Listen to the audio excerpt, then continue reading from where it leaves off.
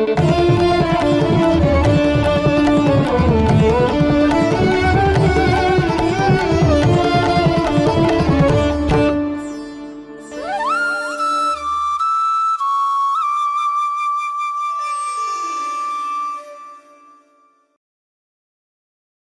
friends, welcome to Civilspedia on this May edition, 1st of May 2018. So we have two set of topics, a learning topic and prelims topic. So these are the topics we are going to cover today. And first coming to the topic of the day, Interstate Council. So recently Interstate Council was reconstituted actually. So let us see the provisions from the perspective of prelims actually. So first, seeing the constitution provisions, Interstate Council is a constitutional body that you got to keep in mind actually. So first of all, who appoints this Interstate Council? So Interstate Council is established on a order by the President of India. Okay, so whenever he feels that like there is a need for an Interstate Council, he can do. Okay, whenever he considers that there is a public interest that has to be served by its establishment. Now, next, coming to the powers which has been established in the constitution. As far as the powers are concerned, you got to remember these two things which are directly evolved from the constitution. One is about the disputes, okay, another is about the discussion about the subjects. Okay, if at all two states has a dispute, okay, between anything, then it has to inquire and advise upon such a dispute, the Interstate Council. Okay, and with respect to subjects of common interest, okay, if at all several states have a subject of a common interest, then it has that investigation and discussion regarding that subject can be done with the help of Interstate Council. That is also you got to know. Apart from that, it can make recommendations on subjects which are considered for the better coordination of that very particular subject. So because like several states must have several suggestions and policies, right? So as to bring a coordination in such policies and discussions, they can recommend. These Interstate Council can make recommendations. Additionally, certain duties can be added by the president also. These are the powers which are exactly directly taken from the constitution. Next, coming to the composition. So composition is not mentioned in the constitution, but this is something by a presidential order. Like, so now who is the chairman actually? So the chairman of the council is the prime minister, and as well as 6 union ministers and all chief ministers as members. So this 6 union members, who are the ministries or who are the ministers, it is subject to change. Now, as of now, this is the current composition actually as on May 2018, which was, I said, reconstituted on November 2017. So you can go through that. And next is about, they also have a standing committee so as to give some suggestions and recommendations to the Interstate Council as a whole. Okay, so this has a chairmanship of the Home Minister. Okay, so this is also, whoever it is the Home Minister ex officio, he will be the chairman. And also 4 other union ministers with 7 chief ministers, which are again chosen, which can change from time to time. Okay, so they are the composition of the standing committee, which will in turn give some advice and suggestions to the Interstate Council. Next, coming to the Swachh Bharat summer internship. So recently on the Prime Minister's Mann Ki Baat, he announced about the Swachh Bharat summer internship. So what exactly it is actually? So first, before going to what exactly it is, who does it? Who is the nodal agency? Who is responsible for this? So it is the Ministry of Drinking Water and Sanitation plus Ministry of HRD. Okay, why this Ministry of Drinking Water and Sanitation? Because it is a nodal agency for Swachh Bharat. And why HRD ministry in the sense? Because it is about the involvement of college students, particularly in Swachh Bharat. So we'll see what is the aim of this internship. So the aim of this internship is to engage the educated youth, okay, for the purpose of developing their skills and orientation for the sanitation sector, okay, and as well as to amplify mass awareness. So it is very easy to create an awareness to the people through the educated youth. They can make it a simplified and easy manner, okay, and as well as to cement the people's movement, that is Jan Andolan aspect of this Swachh Bharat mission. So as to bring these things, we are the Prime Minister has mooted this concept, okay, and what exactly it does, if at all it is an internship, okay, as a college student, he or she has to involve in 100 hours of activities, including Shramdan. Okay, it's all the cleanliness aspects. Next is about the creation of sanitation infrastructure within the limit of their jurisdiction, even out of it. Next is about system building and behavior change. You know that behavior change is one of the main campaigns of Swachh Bharat, okay? Even though we can provide sufficient infrastructure, sufficient fund for that, but unless there is a behavior change, it is very difficult to bring a Swachh Bharat India.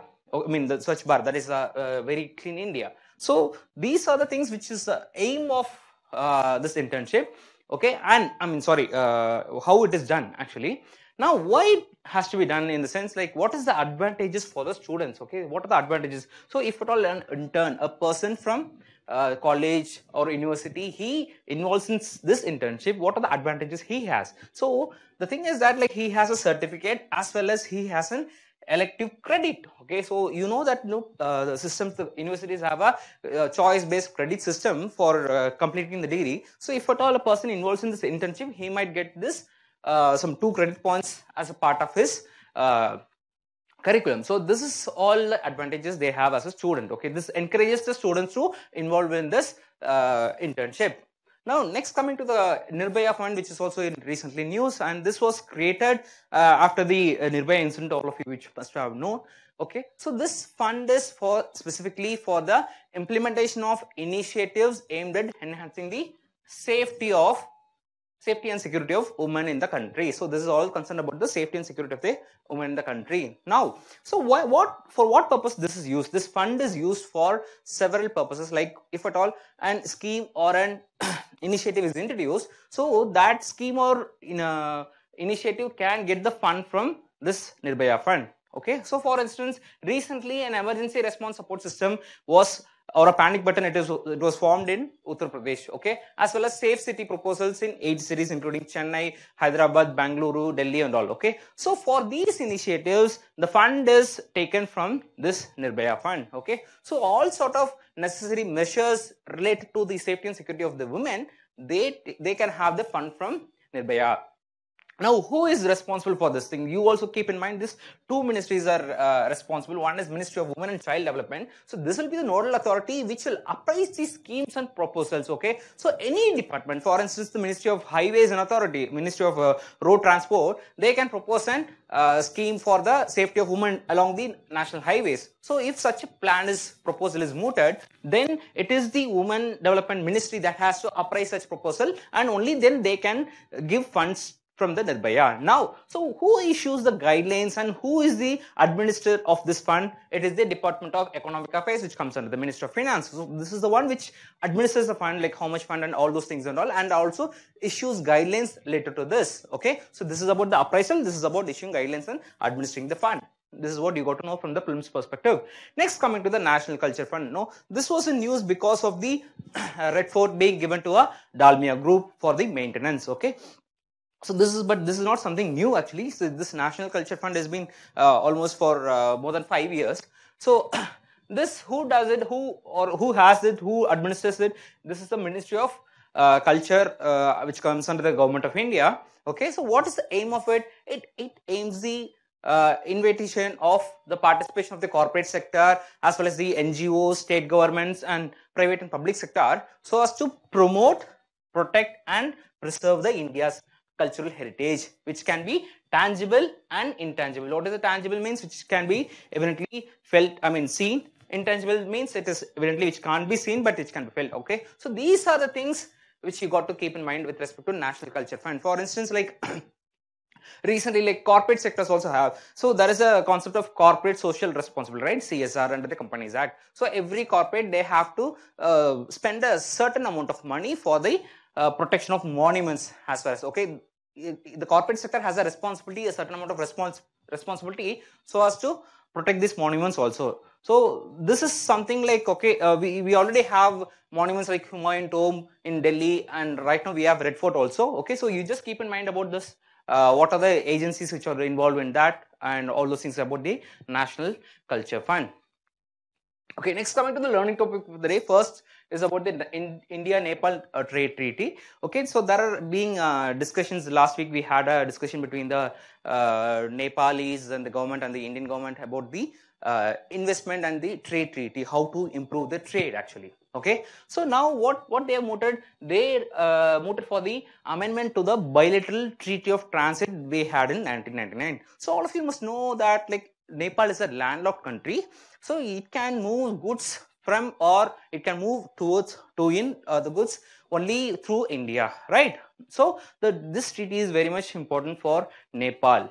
Next, how to amend, like what is the, why is there is a need to amend all those things? In the sense, it facilitates the movement of Nepal's trade with third countries by expanding transit points. Okay, so they have several transit points which are already have a even a local border stations, so called as a custom points actually. So those, through these points only these trade is facilitated. Now also they also moved for the simplification of procedures as well as the electronic cargo tracking, as well as it has also advantages to India by enabling the Indian cargo through the Nepal territory. Okay, so in such a means, like this treaty has to be amended so as to make some easy procedures for so as to facilitate the trade in as from today. Next, coming to the other things which are like proposed. One is about the synchronized development of border trade infrastructure. That I already said about the custom points, right? So India, Nepal has several custom points, that is land border customs. So those things has to be synchronized for the timely utilization of the investment in the border infrastructure, as well as the harmonization of standards. Okay, what is this harmonization of standards? Why it is for? So as to work towards the mutual recognition of each other's testing and certifications. For instance, whenever a thing is exported or imported to our country, so it has to adhere to certain conditions and standards. For instance, if at all any good from Nepal has to come to India, it has to adhere to the conditions of BIS and FSSAI. BIS stands for Bureau of Indian Standards. FSSAI stands for Food and Safety Standards Authority of India. Okay, so if a food product has to come from Nepal to India, it has to get the certificate, it has to adhere to the standards laid down by FSSAI. So similarly, so as to make sure that these agencies and this testing certificates are in unison, so there is a need for this harmonization too. So that will make the trade even more easy. So this is about the Indo-Nepal treaty. Last thing is about the judicial independence. Okay, what is the judicial independence? Recently there is a lot of news about the judicial independence which is at stake. That's a problem. Okay, so that is because of the collegium which is recommended for something, and which has a problem. We'll see what exactly it is normally. Okay, so first of all, you know that a Supreme Court judge is appointed by a system called collegium, and which is about one that is CJA plus 4 senior most judges of the Supreme Court. Okay, this collegium system was not a part of, there is an extra constitutional invention done by the Supreme Court itself. Okay, so this was made through the all 3 judges cases, 1, 2 and 3. Okay, so through 3 judges cases, this collegium system came into force, and this collegium is the one which recommends for the appointment or the elevation of judges to the Supreme Court of India. Okay, so ultimately it has, the collegium recommends, and it will be done by the appointment will be done by the president normally. Okay, so what is the problem around right now? Okay, so the problem is all about a judge called Joseph. Okay, KM Joseph. So what is the problem actually? So the collegium recommended 2 names. One is Indu Malhotra and another is Justice KM Joseph, who is the Chief Justice of Uttarakhand, the High Court. So Indu Malhotra is taken from the Supreme Court bar. So they don't have problem. The government doesn't have problem with Indu Malhotra, but they have problem with Joseph. Okay. So now why Joseph's name was not considered or rejected by the government of India? Okay. So the reasons given is 3. Okay. One is about the seniority. One is about the underrepresentation in the states, and as well as the underrepresentation of the SC/STs. Okay. So the government of India said that, so the judges would be appointed based on the merit. Only based on the seniority. So as per the seniority, KM Joseph stands almost on the 42nd. Okay, among the High Court judges who can be elevated to the Supreme Court, he stands 42nd. So next is about the underrepresentation. They said like, okay, already Kerala has 2 judges. Okay, so why is the need to have another judge where already several states like Chhattisgarh, like so eastern, northeastern high courts, so all those high courts doesn't have any representation for a longer time. So, and third is about the underrepresentation in SC/ST. So already there is no very less or no SC/ST representation made for a longer time, almost like last 5-10 years. So they said like since there is no representation of SC/STs, so they rejected the candidature of Joseph on these reasons normally. Okay. Now, what is the counter argument made by the collegium itself or the other critics? Okay. So the counter arguments are that it is the Supreme Court judges are not appointed only based on the seniority, so they can be given on the basis of merit also. Okay, so even in the second and the third judges case, they made a specific point. The judges made a specific point in the judgment. They said that more than seniority, merit has to be given primacy. All right, so this is not just, it has been followed for a longer time also. Even the appointment made in the previous in the 2016 also, not just seniority was made, even the merit was taken into consideration. Next is about the concept of underrepresentation or underrepresentation in several high courts. Okay, they said like, so already states like Delhi, which has 2 judges, Bombay High Court has 3 judges and all. Why can't Kerala have another judge? Okay, what is the problem? That is they saying. Third is about the underrepresentation of SC/STs. They said like this is not something which is new. It has been happening for a long time. So they say like the critics of the government's decision, they say it is a politically motivated. Okay, why? In the sense like it is Justice K.M. Joseph who gave decision against the government of India's decision of implementing a precedence rule in Uttarakhand. Okay, so they said this is a politically motivated so as to against the decision made by K.M. Joseph. Okay, on the other hand, government has put these things. Okay, as of now, like the collegium is planning to recommend it again. Okay, so if at all the collegium recommends it again, so we have a convention that like if at all it is recommended second time by the collegium, then the government of India has to accept and the president has to appoint whoever it is. I mean, okay, fine. So this has been happening. So we'll wait and watch what is happening for the next thing. So we'll discuss about the judicial independence in further classes also. Okay, so that's it for the day, guys. If you have any doubts, please put on the comments. Thank you. Have a nice day.